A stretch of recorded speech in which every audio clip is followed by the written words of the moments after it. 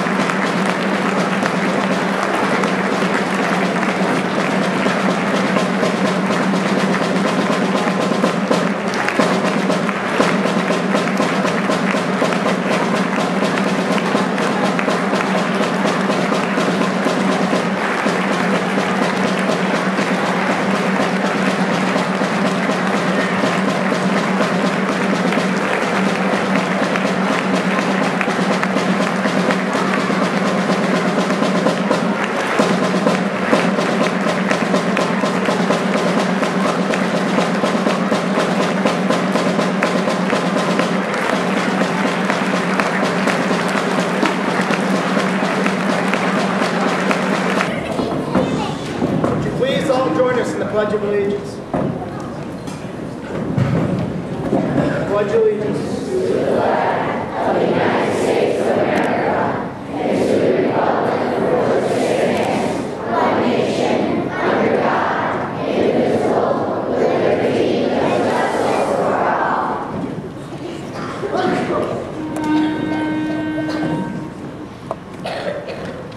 Oh, say, can you see?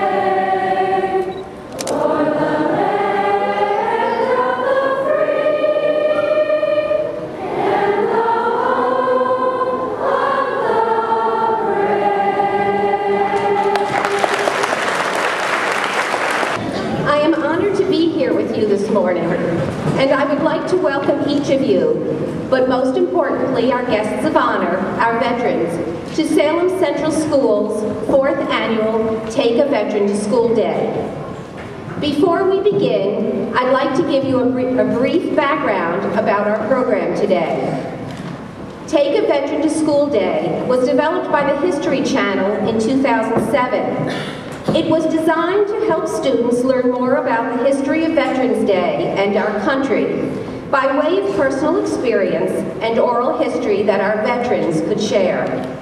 This day also gives our school and community the opportunity to honor our veterans for their service to our great country.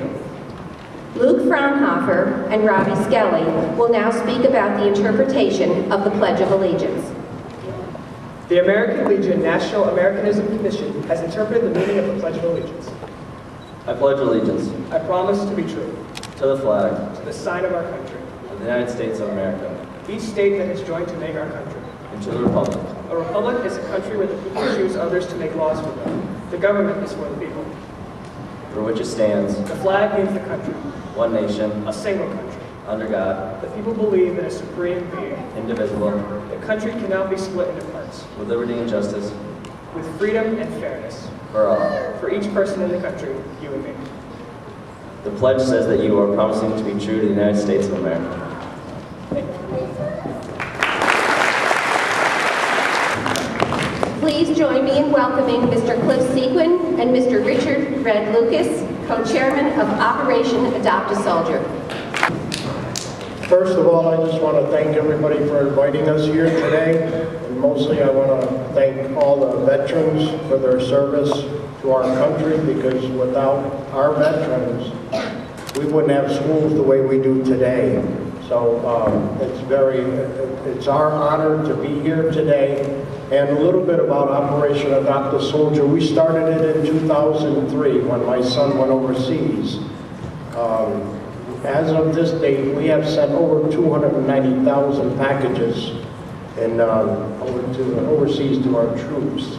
We help out many families here at home, and like I said, without you kids and the parents who collect stuff for us to send overseas, Operation Adopt a Soldier wouldn't be what it is today. Many of you know, I hope you know, that we're located over in Wilton. Anybody who wants to volunteer with us, more than welcome to get a hold of us. We have a website and we're on Facebook and all that kind of stuff. But once again, I just want to thank you for inviting us here. And as always, God bless our troops. I would like to introduce members of the class of 2020, Aiden Terry, Jacob Bissett, Bonnie Schofield, Lillian Butler, Nicholas Falk, Eli Trueheart, Serena Wilk, Jocelyn Keys, Christopher Barrett, Cooper Wood, and Courtney Hunt as they present Tomb of the Unknown Soldier.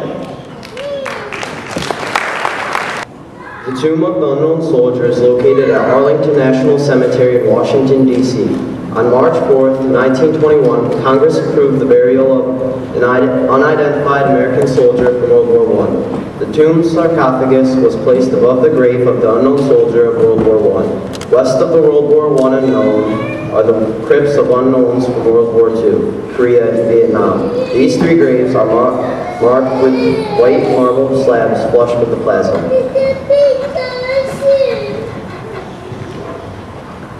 Facts about the Tomb of the Unknown Soldier.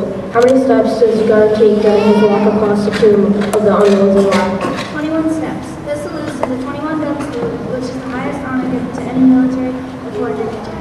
How long does he hesitate after his about face to begin his return walk and run? 21 seconds, the same reason as the number of steps.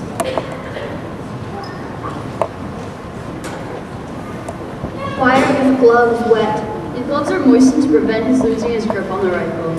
Does he carry his rifle on the same shoulder all the time? If not, why not? He carries the rifle on the shoulder away from the tomb. After his march across the path, he executes an about face and moves the rifle to the outside shoulder. How often are the guards changed? Guards are changed every 30 minutes, 24 hours a day, 365 days a year.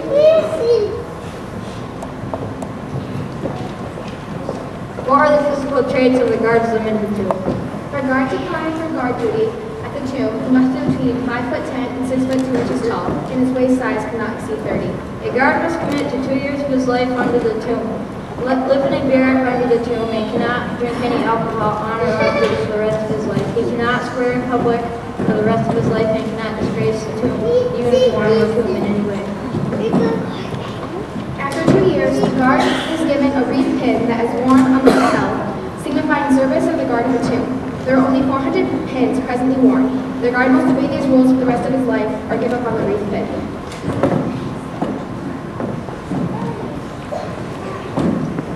The shoes are specially made with very thick soles to keep the heat and cold from the feet.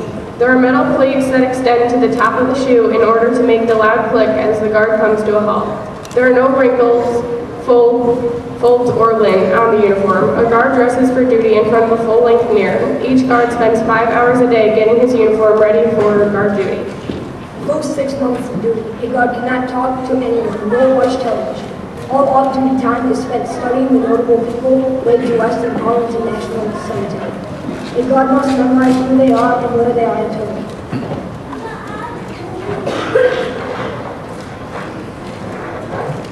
In 2003, as 13 years ago, was approaching Washington, D.C., our U.S. Senate and House of Representatives took off 2 days in anticipation of the storm. On the ABC Evening News, it was reported that because of the dangers from the hurricane, the military members assigned the duty of guarding the tomb of the unknown soldier were given permission to suspend the assignment. They respectfully declined, no way said. Marching in pelting rain of a tropical storm, they say guarding the tomb was not just an assignment, it was the highest honor that can be afforded in a service person. The tomb has been patrolled continuously 24/7 since 1930. The U.S. can be very proud of its young men and women in the service, no matter where they serve. God bless America. I will now turn the program over to Mrs. Kathy Payne and the elementary chorus.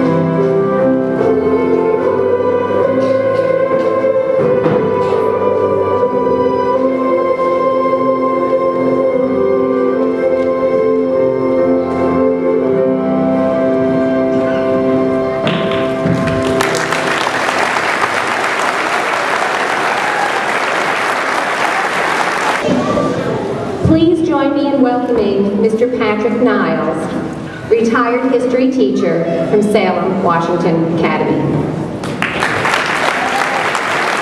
My topic today is the Battles of Saratoga. Incorporate the Salem veterans into it. We have a Revolutionary War cemetery in Salem. We have a great military tradition. in Salem. My objective today is to talk about the results and the outcomes of the Battle of Saratoga, Salem's involvement in the Battle of Saratoga, and a little bit on Salem's military tradition.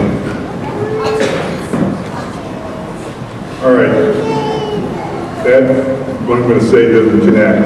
Salem has a military tradition. Actually, a number of the veterans after the French and Indian War came here for bounty, which was land at that time. So we had French and Indian veterans who came here in the 1760s and settled Salem. So it starts all the way back at the beginning of our country. This particular slide that you're looking at is talking about May 10th. May 10th, 1775. Ethan Allen. How many people have heard of Ethan Allen? Raise your hand. Ethan Allen and Benedict Arnold went to Fort Ticonderoga and captured Fort Ticonderoga. With him were John Barnes' scouts from Salem. John Barnes, Alexander McNish, Robert and John Armstrong, Major Thomas Armstrong were all part of the scouting group that came out of Salem at that time. And they ended up doing a lot more than just the militia. If you were, how many people are 16 or older in this group? Raise your hand. If you were 16 to the age of 60, you would have been in the militia at that particular point in time. And you would have been part of, that would have been part of your military and citizenship responsibilities. On May 13, 1775, May 13, 1775, 50 men took the village of Skenesboro. Skenesboro is Whitehall today. Skene was public enemy number 1. He had been a major in the British Army, and he set up a plantation and industries. Salem scouts and militia went up and captured that particular day. Were used at this time period to guard the northern frontier because the British would have been coming down through the Hudson River, down along the lakes, Lake Champlain, Lake George, down the Hudson River to attack the interior of New York. The Charlotte County Militia, the Salem Rangers were used to scout, to combat the Tories, the Loyalists, and Indians at that particular period of time. After Burgoyne starts to come down, John Burgoyne was a commander of the British Army in 1777. His objective was to go to Albany. He leaves in June of 1777, takes Ticonderoga by June or July 5th, 1777. This particular area, Salem, Cambridge, all these areas through here were under duress. At the Battle of Fort Anne, which is a rearguard action after Fort Ticonderoga, we have one of our veterans, I believe, in my reading, I'm not sure at this point, John Armstrong was wounded at Fort Anne, which was one of those actions before the Battle of Saratoga. The Charlotte County Militia was called out on July 5th, 1777. General Schuyler, who was the head of the Northern Department for Schuylerville, his house still sits there, called out the militia, and what they did, along with those Rangers from Salem, was they blocked the roads, they disrupted the streams and destroyed bridges and made Burgoyne's trip down to Albany a lot slower, month and a half, 2 months before they could get to where they wanted, which is Schuylerville, which was Old Saratoga at that time. July 25th, the Committee of Public Safety met in New Perth, which is now Salem. At that point, they were ordered to leave the area, which they did.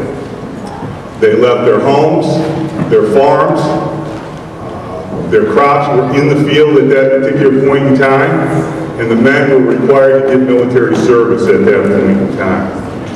That Committee of Public Safety also required that Salem be defended.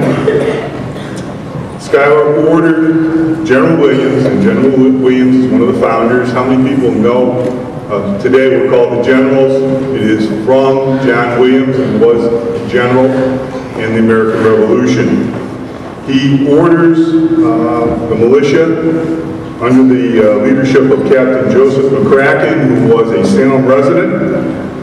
They took down the first log church in Washington County, which was located in Salem, and reinforced the frame church, and that became known as Fort Salem. That is the first time in Fort Salem where the name Salem was connected with this particular village. They held on to this for a period of time and eventually were ordered out. The fort was destroyed. We do not know if it was British, Loyalists, or the Americans themselves. Washington County was not a safe place to be. At that particular period of time, there were several atrocities. The Allen family over in Argyle, which is very close to us, you can see the marker on 338, was massacred.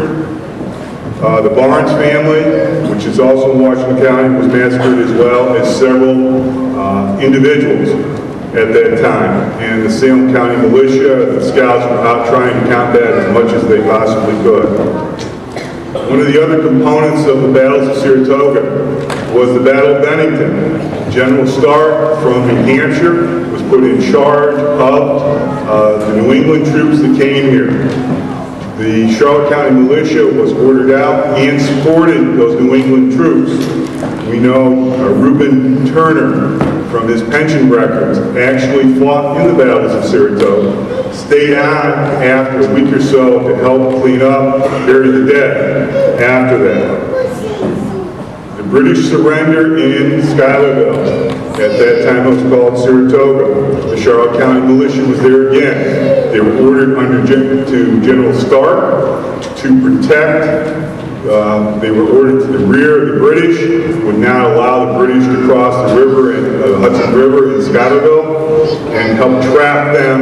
Eventually, General Burgoyne was forced to surrender.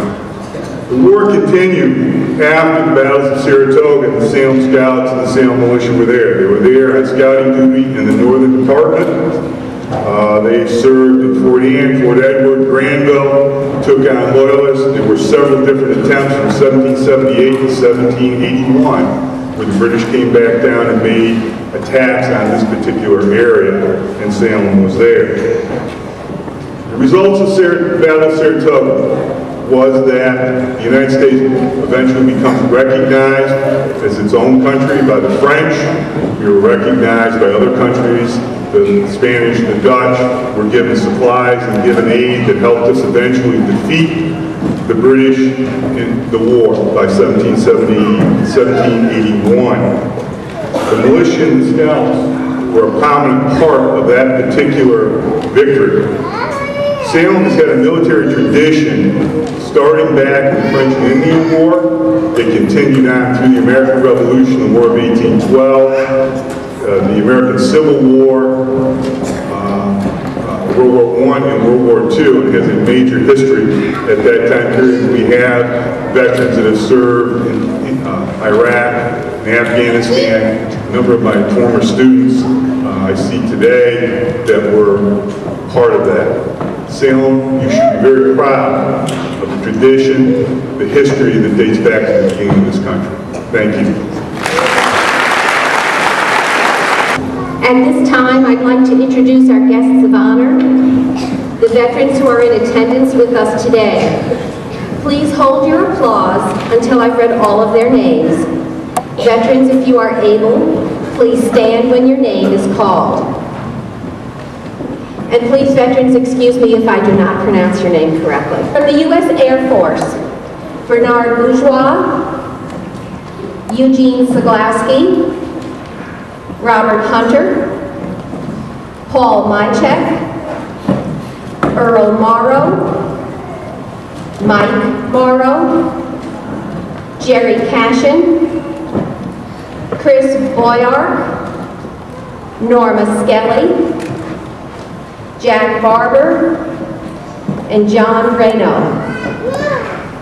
From the U.S. Army, Charles Perry, Bill Everly, Joseph Childs, Dottie Schneider, Gary Slater, Fran Nichols, Al Cormier, Frank Koshan, Joseph Manning, Ray Havens, Michael McNeil, Jim Connedy, Alec McMorris, George Gilchrist, Michael Zangel, Mark Mahoney, Donald Rich, Jonathan Shaw, Nelson Bink, John Sherman, Jerry McKeegan, Gary Miller, Margaret Rod, Andy Irby, Carl George Jr., Richard Opolsky, and Norman Button. From the U.S. Army National Guard, James Weaver and Jared Barber. From the U.S. Marine Corps, and it is the birthday of the Marine Corps, so happy birthday to you, Jack McKeegan and Richard Red Lucas. From the U.S. and also from the U.S. Marine Corps, Robert Giulianelli.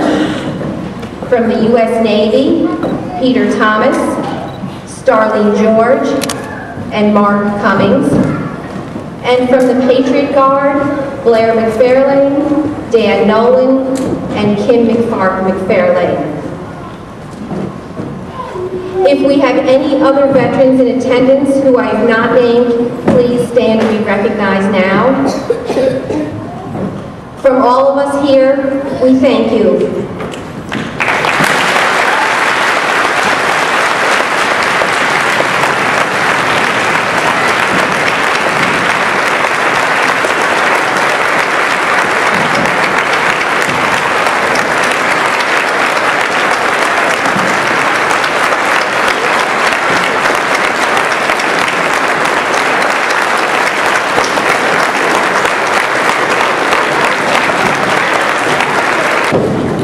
We have over 50 men and women with us today who are currently in active duty or who have served us in the past or are currently serving us. Gentlemen, we thank you for our service to our country. We thank you for all that you've done. Now please join me in welcoming Mr. Peter Thomas, President of the local Veterans Motorcycle Club. Thank you, Ms. Lori. Thank you all for the wonderful greeting you've given us. Mrs. Lori asked me to speak about what Veterans Day means to a veteran, and I won't pretend to speak on behalf of the entire crowd. It would be impossible. We have sitting with us today survivors of the Battle of the Bulge, the last great offensive by Hitler's Nazis during World War II. We have with us defenders of the 38th parallel in Korea. We have with us men who trudged through the rice paddies in Vietnam. We have men who stood outside the walls of Fallujah in Iraq. We have men, my personal wartime experience comes from being on the USS America, an aircraft carrier which popped out of the Suez Canal and launched the first strike of Desert Storm. We have such wide, varying backgrounds, we have such different beliefs, but the one thing that every one of us will tell you, every veteran will tell you, is none of that matters. You may not agree with things, or I may not agree with the things that you have to say, but I will tell you that I will defend to the death your right to say them. I may not worship my God in the same way that you worship yours, but I will defend your right to attend the church, the synagogue, the temple of your choosing. You and I may not have common political beliefs, but I will defend to the death your right to cast your ballot.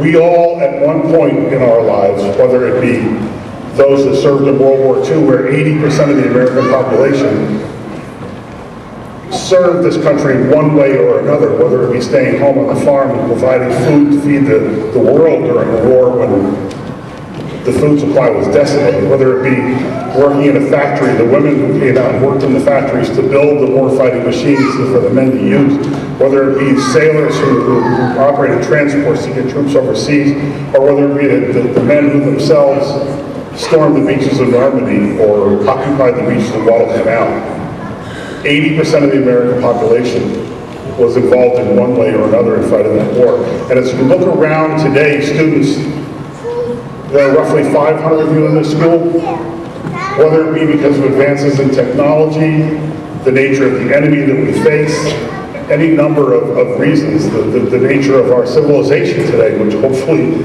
maybe speaks a lot louder than we think. As you look around today, two of you, 20 years from now, will come back and sit in this crowd. 3%, less than 3% of our population today serves. So what does Veterans Day mean to me as a veteran? We all have seen over the last 10, 12, or 15 years the commercialization of Veterans Day. Come to Golden Corral and eat a free meal. Bring your family so they can pay. Come to our car dealership and get a 10% discount, which we'll tack on to the cars that are sold tomorrow. We all have seen the respect that is given to us on one day, but one thing that we all see every day, and one thing that Veterans Day allows us as veterans to do, is to look at each other and remember. Remember the brotherhood and now sisterhood that we all felt at one point. We have one day to sit back and look and remember that at one point, we relied on someone else sitting next to us, sitting behind us, lying in the mud with us, crawling out of a rack in 30-foot seas to make it to your battle station when the general quarters classes sounded. We relied on at least one of our brothers to have our back. And we know that to this day we will do that again. Veterans Day to us is a day to remember those that have left us, is a day to remember those that served with us, is a day to remember those who did at one point have our back. It's a day to remind ourselves of that oath we took. It's a day to remind ourselves that we will defend your right to free speech. We will defend your right to a free press. We may not always agree. We will defend your right to cast your ballot. We will defend your right to worship your God as you see fit, or to not worship. We will defend your right to a free education. We will defend your right to pursue that happiness that the Declaration of Independence promises. But Veterans Day is a day that we remind ourselves that for years, whether it be 2 years, 4 years, 20 years, or 30 years, we did our job. Thank you. The federal holiday celebrating all veterans. We honor veterans on Veterans Day because they fought for our freedom. They sacrificed themselves for America. They also worked hard to protect us. They fought over the years and wars to try to have peace between our countries and keep us safe. We would like to take this time to say thank you for your courage and sacrifice for our country, our freedoms, and our future. We are veterans! Thank you. Thank you, veterans. Thank you. Thank you. Thank you. Thank you, veterans. Thank you. Thank you. I love you. Thank you. Thanks. Thank you, veterans. Thank you, veterans. Thank you, veterans. Thank you, veterans. Thank you. Thank you. Thank you, veterans. Thank you, veterans. Thank you, veterans. Thank you, veterans. You're the best. Thank you, veterans. Thank you, veterans. Thank you, veterans. Thank you, veterans. Thank you, veterans. Thank you, veterans. Thank you, veterans. Thank you, veterans. Thank you for serving for our country for all of us. I would like to thank my grandpa for being in the U.S. Navy and for helping us in our arms here today. And I would like to thank her for serving in the U.S. Navy. Thank you, Mom. I love you. I just want to say thank you to all the veterans. We really appreciate it. For helping to defend this country. I'd like to thank my dad for serving 11 years in the Navy. Thank you for serving our nation, Uncle Hi, Jason. Bernie. Thank you so much for the service for our country. We love you. Al W. Stan, who's in the Marines. I'd like to thank my being in the war. I'd like to thank my Uncle Greg for being in the Army. My grandpa Don Rich, and he was in the U.S. Army. Thank you, Uncle Mark Duran, for serving in the U.S. Air Force.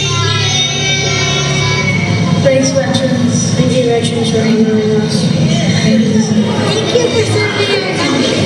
Thank you, Bree. Thank you for being in the Army. Thank you, veterans. Leo Franklin McDonald for serving our I'd like to thank my Uncle Floyd for his service to our country. Thank you, Secretary Marina. Thank you, Dad, for your service. I would like to thank my grandpa for defending our country. I would like to thank my cousin Caleb Wyszynski for being Thank you, Grandpa, for serving our country. I would like to thank all the veterans, especially Richard Parker, who was in World War II. Thank all the veterans, including my grandpa. He was in the Vietnam War. My grandfather is here today, and I'd like to thank him for his service. I'd like to thank all those veterans who came here today, especially my grandfather, Chief. He served in World War II and in Vietnam as a Marine. Thank my Uncle Raymond. He was fighting in the Marine. And I would like to thank all the veterans, but especially my father, Donald Powers, for serving in the Air Force. I'd like to thank my grandpa. I say thank you to my grandpa, George Gilchrist, for serving in Korea, and my cousin, who's in the Coast Guard, Nolan Cuevas. Thank you for protecting our country. I would like to thank my Uncle Roger for serving. Thank you to the members of the Perkins family who have served our armed forces. This is a picture of 3 of the Perkins men from World War II. It's my Uncle Don in the center, he was in the Navy, my Uncle Bert and my father Ralph, who were both in the Army, and my brother Alan served in the Navy during the 1970s. Thank you. I'd like to thank my Uncle Philip Hughes for serving in the military. Our grandpa, Bob Hunter, was in the Air Force. In Germany, he was a medic in the hospital. In the Korean War. Thank you, Grandpa. Thank you, Grandpa. Thank you, Grandpa. Both my cousins for serving in this nation's armed forces. My Uncle Tom is a foreign area officer. Thank you for your service. Thank my mom for being in the Army. She was a first lieutenant in the Army Reserves. I'd like to thank my Uncle Jason for serving in the Navy. My Uncle Alan, who's been in the military for 4 years. I'd like to thank my grandpa for serving in Vietnam. I'd like to thank my dad, John, for serving in the military, and my sister, Paige, for serving now. I'd like to thank my cousin Jason for his service in the Army. Thank you, Grandpa Jackson, for helping us. And I was also named after my Grandpa Jackson, my middle name. I would like to thank my stepdad, Irvin Riley, for serving in the War on Terror. I would like to thank my mother, Virginia Gordon, for serving. I'd like to thank my grandfather, Alphonse Troy, for serving. Thank you, William Danko, for serving in the Korean War. This is my brother-in-law, David Nealon Parker. He's a staff sergeant from the U.S. Army. He served in the U.S. Army for 25 years, retired, and then went to war in Iraq, served in Fallujah, and served over there for 18 months. Upon his return, he then fully retired as a wounded warrior. Thank you, Staff Sergeant David Parker. Thank you for serving. This is my Grandpa Don Rich. Thank you for serving the nation. Thanks, Daddy, for being in the Army. I'd like to thank Tommy Wood for his service.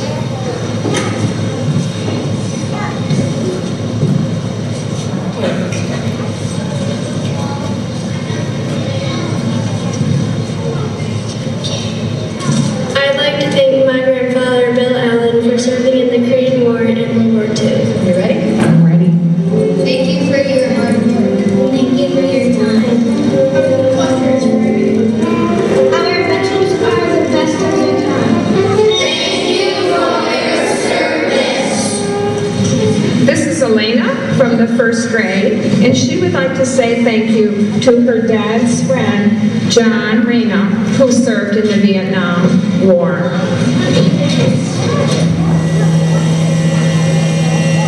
Grandpa, and this is when he was retiring from the Navy. Thank you.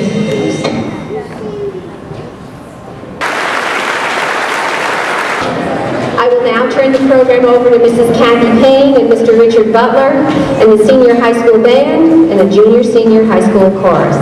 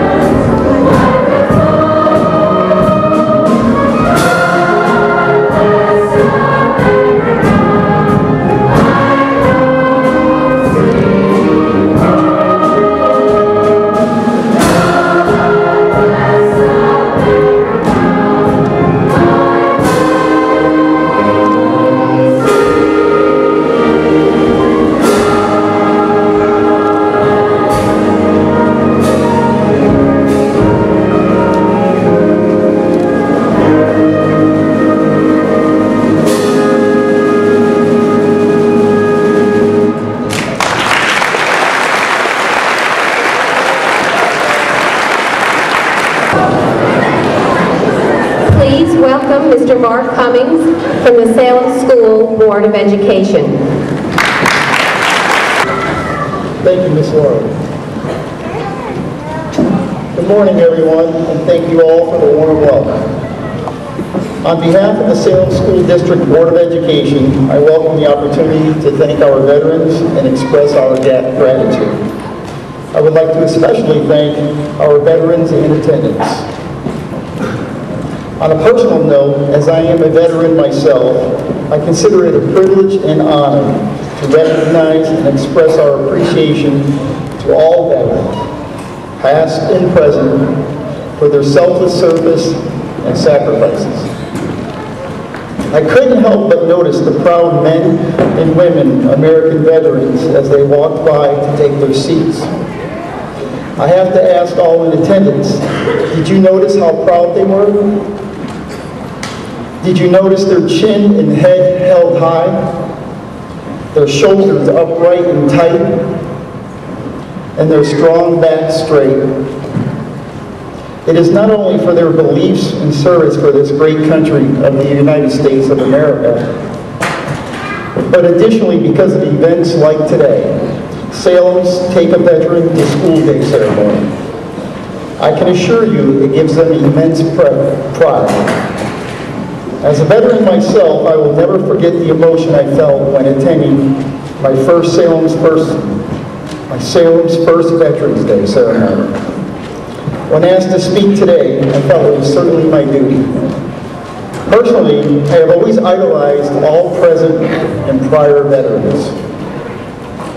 For they, I felt, always had significantly more challenging hardships and arduous conditions, and fought, served, and sacrificed so gallantly, which laid the foundation for where we are today, that being the finest military the world has ever known. Today, we gather to honor our men and women who have worn the nation's uniform. More together to thank them for their service and devotion to duty. American veterans all serve a common bond. All share a common bond. Their unwavering belief in the cause of freedom.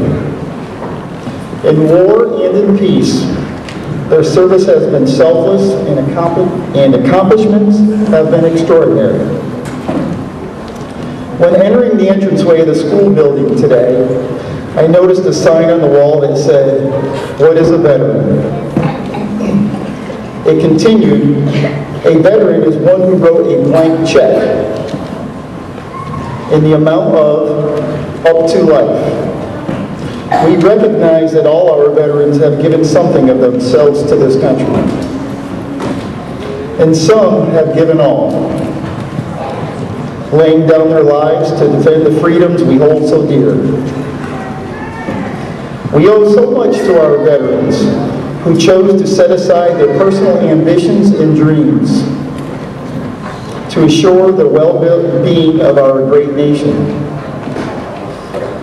We are the beneficiaries.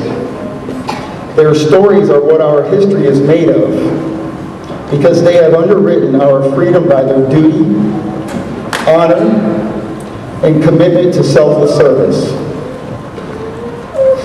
We owe them our very way of life,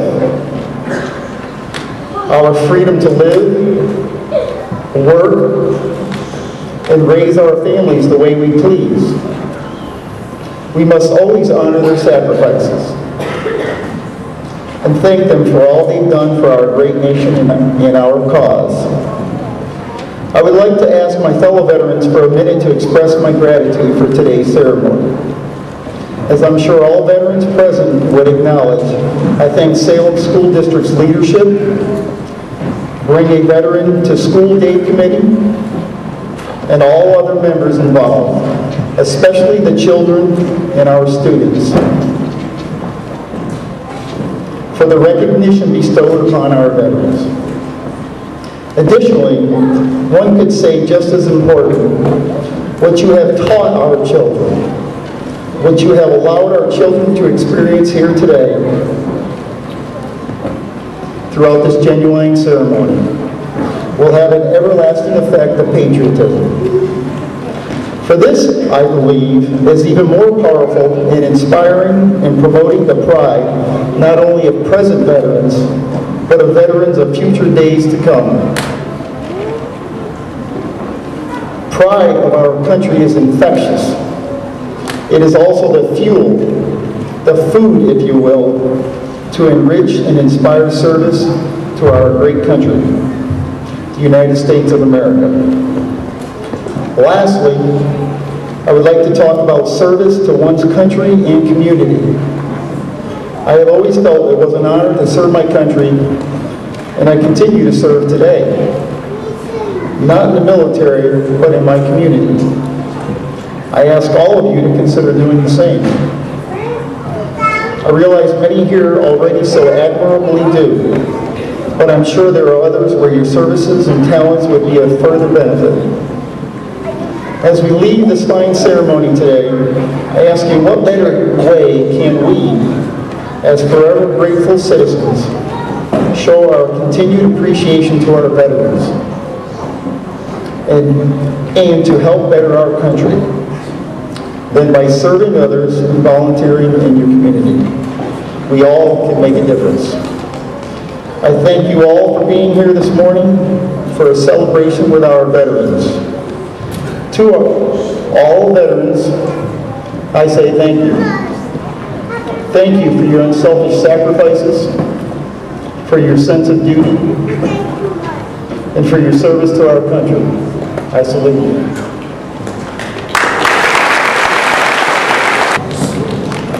I would like to now introduce Acadia LeBlanc, who will be accompanied by Zachary and Garrett Cummings on trumpet, and Robert Skelly and Abigail Davis on euphonium. In Flanders fields, the poppies blow, between the crosses, row on row, that mark our place.